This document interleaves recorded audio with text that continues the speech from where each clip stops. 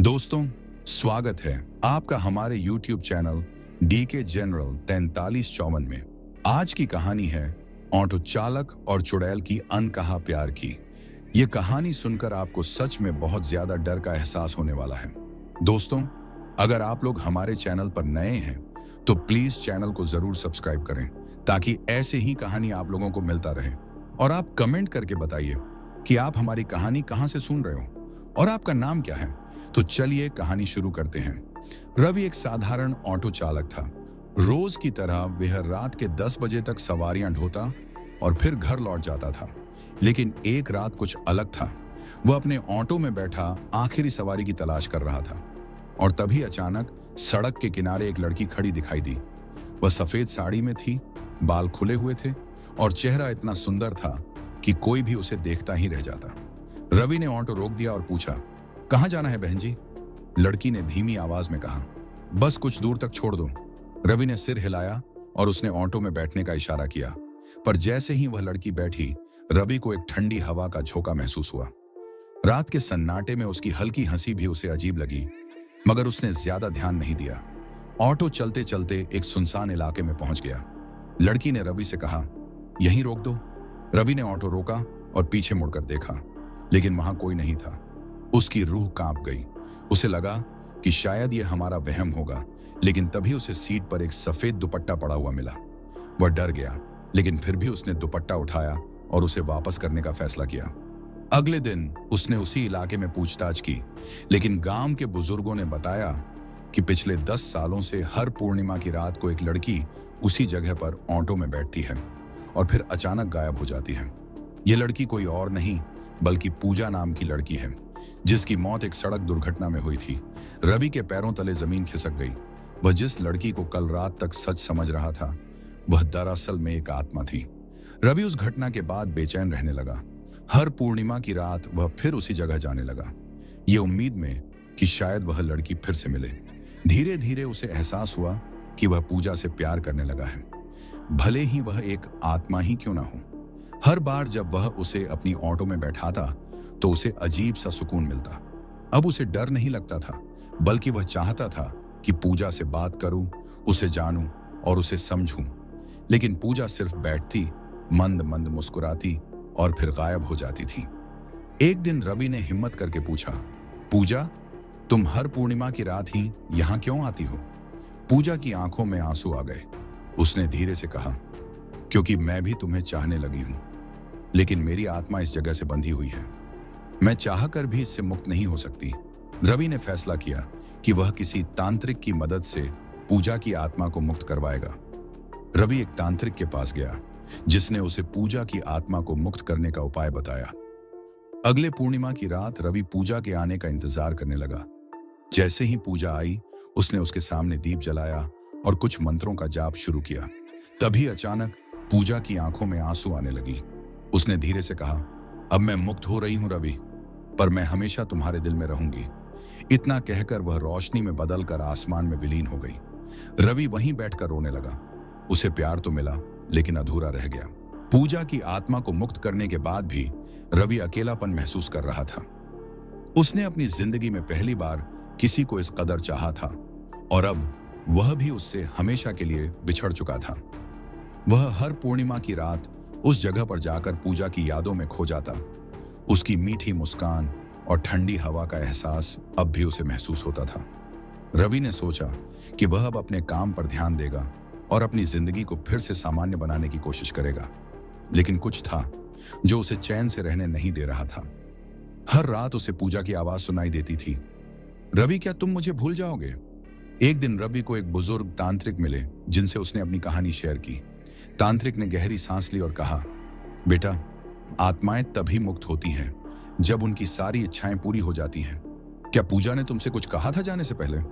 रवि ने सोचा और याद आया कि पूजा ने कहा था, मैं हमेशा तुम्हारे दिल में रहूंगी। उसका दिल तेजी से धड़कने लगा। क्या पूजा की आत्मा अभी भी इस दुनिया में कहीं थी? तांत्रिक ने कहा, अगर उसकी आत्मा अभी भी भटक रही है तो इसका मतलब है कि तुम्हारी और उसकी प्रेम कहानी अभी पूरी नहीं हुई। तुम्हें खुद ही उस रहस्य को हल करना होगा। रवि उलझन में पड़ गया, लेकिन उसने फैसला किया कि वह पूजा को फिर से खोजेगा, चाहे उसे किसी भी हद तक क्यों ना जाना पड़े। अगली पूर्णिमा की रात रवि उसी सुनसान सड़क पर गया जहां पहली बार उसने पूजा को अपनी ऑटो में बैठाया था। वहां उसने महसूस किया कि हवा में वही जानी पहचानी ठंडक थी। उसकी दिल की धड़कन तेज हो गई। अचानक एक हल्की सी आहट हुई और फिर सफेद साड़ी में वही लड़की पूजा सामने खड़ी हो गई। रवि के मुंह से कोई शब्द नहीं निकला, वह बस उसे देखता रहा। पूजा की आंखों में आंसू थे। रवि, मैं नहीं जा पाई, उसने कहा। मुझे तुम्हारे प्यार ने रोक लिया। मैं चाह कर भी इस दुनिया से मुक्त नहीं हो पा रही हूं। रवि ने धीरे से कहा, तो मैं क्या करूं पूजा? मैं तुम्हें खोना नहीं चाहता। पूजा के चेहरे पर एक हल्की मुस्कान आई। अगर तुम वादा करो कि अगले जन्म में भी तुम मुझे खोजोगे तो मैं शांति से जा सकती हूं। रवि की आंखों में भी आंसू आ गए। उसने कसकर मुट्ठी बंद की और कहा, मैं कसम खाता हूं पूजा, अगले जन्म में चाहे जहां भी रहूं मैं तुम्हें फिर से ढूंढ निकालूंगा। इतना सुनते ही पूजा का चेहरा चमक उठा। उसकी आत्मा धीरे धीरे हवा में विलीन होने लगी। लेकिन जाते जाते उसने रवि के हाथ को हल्के से छुआ, एक आखिरी बार। उस रात के बाद रवि को कभी पूजा की आवाज सुनाई नहीं दी। अब वह जानता था कि उसकी आत्मा को शांति मिल गई है, लेकिन उसके दिल में हमेशा यह सवाल आ रहा था कि क्या मैं अगले जन्म में सच में फिर से पूजा को खोज पाऊंगा? समय बीतता गया। रवि अब बूढ़ा हो चुका था, लेकिन उसका दिल अभी भी उसी इंतजार में था। हर पूर्णिमा की रात वह उसी सड़क पर जाता और आसमान की ओर देखता था, जैसे पूजा का कोई संकेत खोज रहा हो। एक दिन रवि अपने पुराने ऑटो से गुजर रहा था तो उसने एक छोटी बच्ची को सड़क के किनारे खड़ा देखा। वह मुश्किल से 6-7 साल की होगी, लेकिन उसकी आंखों में वही गहराई थी जो उसने पूजा में देखी थी। रवि ने ऑटो रोका और प्यार से पूछा, बेटा, तुम यहां अकेली क्या कर रही हो? बच्ची ने मुस्कुराकर कहा, मुझे पता था कि तुम आओगे रवि। रवि के रोंगटे खड़े हो गए। इस नन्ही बच्ची को उसका नाम कैसे पता? रवि की आंखों में आंसू आ गए।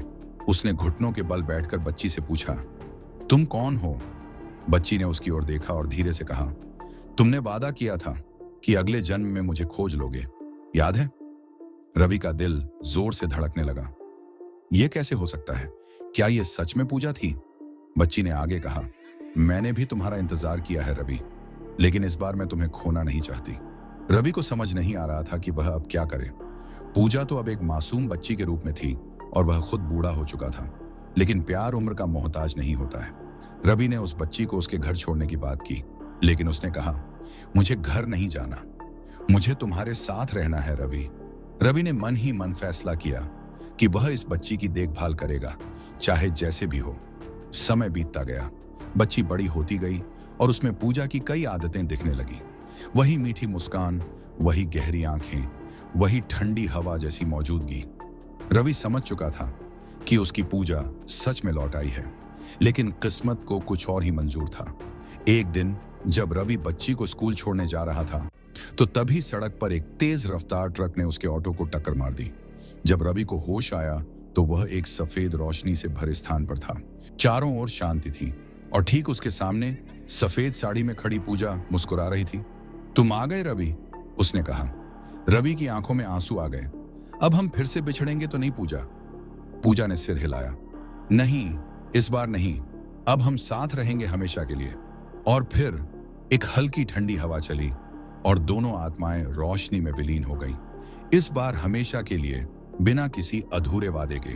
अगर आपको यह कहानी पसंद आई हो तो प्लीज हमारे चैनल डीके जनरल 4354 को जरूर सब्सक्राइब करें और बेल आइकन दबाएं ताकि ऐसी ही रोमांचक और दिल को छू लेने वाली कहानियां आपको मिलती रहें। आप हमें कमेंट करके बताइए कि आपको यह कहानी कैसी लगी और आप इसे कहां से सुन रहे हैं। आपके कमेंट्स हमें और भी बेहतरीन कहानियां लाने के लिए प्रेरित करते हैं। तो चलिए मिलते हैं अगली डरावनी और रहस्यमयी कहानियों के साथ। तब तक अपना ख्याल रखें। धन्यवाद।